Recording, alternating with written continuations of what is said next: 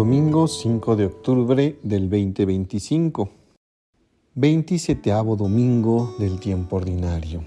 Señor, aumenta nuestra fe, de modo que podamos hacer que nuestra vida sea un servicio gratuito a Dios y a los hermanos. Evangelio según San Lucas, capítulo 17, de los versículos del 5 al 10. Oración inicial. Señor Jesús, envíanos tu Espíritu para que Él nos ayude a leer la Biblia en el mismo modo con el cual tú la has leído a los discípulos en el camino de Emaús. Con la luz de la palabra escrita en la Biblia, tú les ayudaste a descubrir la presencia de Dios en los acontecimientos dolorosos de tu condena y muerte. Así, la cruz que parecía ser el final de toda esperanza, apareció para ellos como fuente de vida y resurrección. Crea en nosotros el silencio para escuchar tu voz en la creación y en la escritura, en los acontecimientos y en las personas, pero sobre todo en aquellos que hay que fijarnos más, en los pobres y en los que sufren. Tu palabra nos oriente a fin de que también nosotros, como los discípulos de Emaús, podamos experimentar la fuerza de tu resurrección y dar testimonio a los demás de que tú estás vivo en medio de nosotros, como fuente de amor, de fraternidad, de justicia y de paz.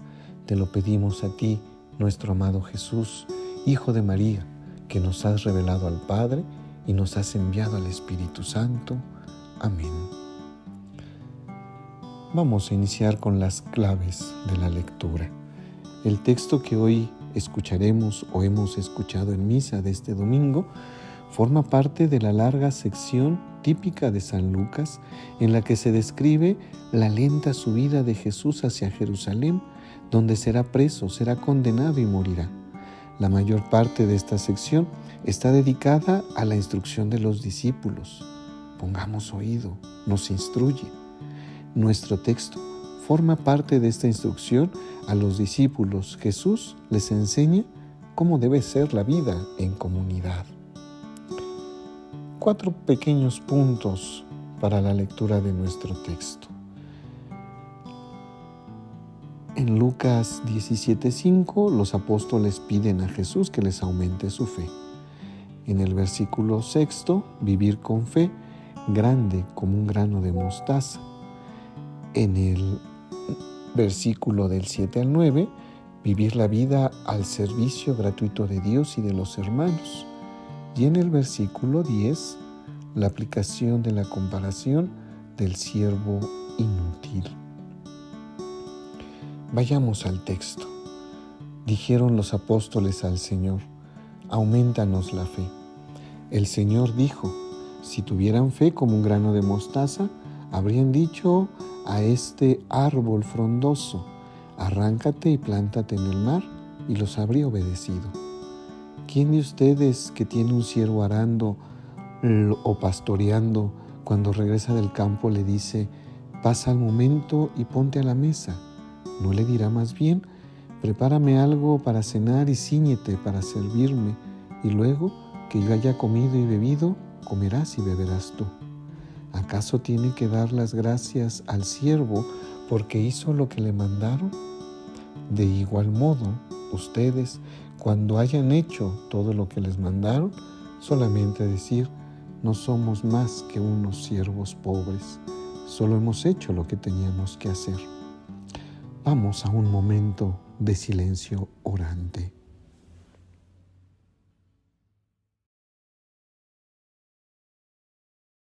Algunas preguntas para nuestra meditación. ¿Qué punto de este texto te ha gustado más o ha llamado más tu atención? ¿En qué consiste la fe? ¿La fe en quién? ¿En Dios? ¿En los otros? ¿En nosotros mismos? ¿La fe como un grano de mostaza? ¿Acaso yo tengo una fe así? ¿Hacer de la propia vida un servicio sin esperar recompensa? ¿Soy capaz de vivir así? Una clave de nuestra lectura.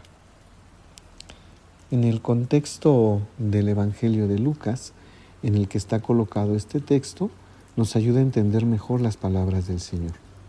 En él, Lucas reúne las palabras de Jesús con las que enseña cómo debe de ser una comunidad. En primer lugar, Jesús reclama la atención de los discípulos sobre los pequeños, o sea, los excluidos de la sociedad. En un segundo lugar, reclama la atención sobre los miembros débiles de la comunidad. En relación con ellos, Jesús quiere que los discípulos se sientan responsables y tengan una conducta de comprensión y reconciliación. En tercer lugar, habla de la fe en Dios, que debe ser el motor de la vida en una comunidad, como nuestra pequeña comunidad que es nuestra familia. En cuarto lugar, Jesús dice que los discípulos deben servir a los demás con la máxima abnegación y con el desprendimiento, considerándose siervos inútiles. En quinto lugar, Jesús enseña cómo deben recibir el servicio de los demás. Deben mostrar gratitud y reconocimiento. En sexto lugar, Jesús nos enseña cómo mirar la realidad que nos rodea. Pregona que no se debe correr más la propaganda engañosa de aquellos que se enseñan que el reino de Dios, cuando llegue, podrá ser observado por todos. La llegada del reino de Dios no podrá ser observada por todos. Jesús dice lo contrario. La llegada del reino de Dios no podrá ser observada como se observa la ley del rey en la tierra. Para Jesús, el reino de Dios ha llegado ya y está en medio de nosotros, independientemente de nuestro esfuerzo o nuestro mérito. Es pura gracia de nuestro Señor. Un comentario a nuestro texto. En el versículo 7 al 9, Jesús dice cómo debemos cumplir los deberes para con la comunidad. Para enseñar que la vida de la comunidad, todos deben ser abnegados y desprendidos de sí mismo. Jesús sirve el ejemplo del esclavo. En aquel tiempo un esclavo no podía merecer nada. El patrón era duro y exigente. Le pedía solo el servicio. No era costumbre dar gracias delante de Dios. Somos como el esclavo delante de su Señor. Parece extraño que Jesús se sirva de este ejemplo duro, extraído de una vida social injusta de la época, para descubrir nuestra relación con la comunidad. Esto sucede en otra ocasión cuando compara la vida del reino de Dios con un ladrón. Lo que importa es el término de la comparación. Dios viene como un ladrón sin avisar. Primero, cuando menos lo esperamos, como un esclavo delante de su Señor. Tampoco podemos nosotros, ni debemos tener méritos ante los hermanos y hermanas de la comunidad.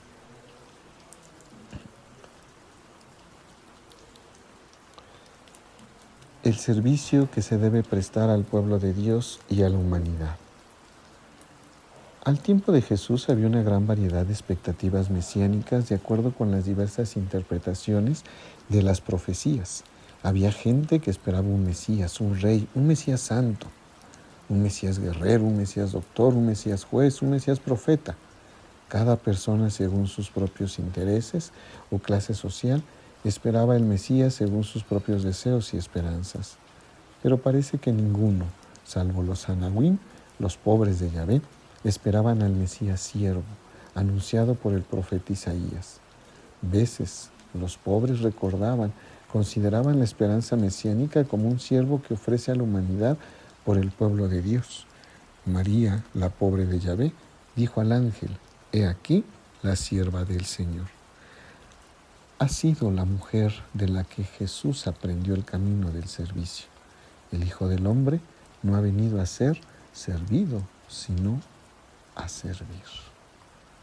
Hagamos una oración de nuestro Salmo 27, la esperanza de que todos llegue el Mesías Salvador. Confía, oh Dios, tu juicio al Rey, al Hijo, al Rey tu justicia, que gobierne rectamente a tu pueblo, a tus humildes con equidad. Produzcan los montones abundancia, justicia para el pueblo.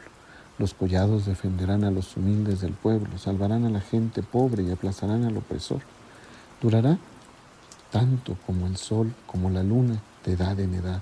Caerá como la lluvia en los retoños, como rocío que humedece la tierra. Florecerá en sus días la justicia, la prosperidad.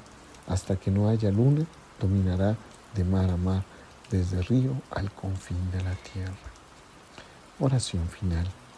Señor Jesús, te damos gracias por tu palabra que nos hace ver mejor la voluntad del Padre. Haz que tu espíritu humilde en nuestras acciones nos comunique la fuerza para seguirlo, lo que tu palabra nos ha hecho ver. Haz que nosotros, como María tu Madre, podamos no solo escuchar, sino también poner en práctica la palabra. Tú que vives y reinas con el Padre por los siglos de los siglos. Amén.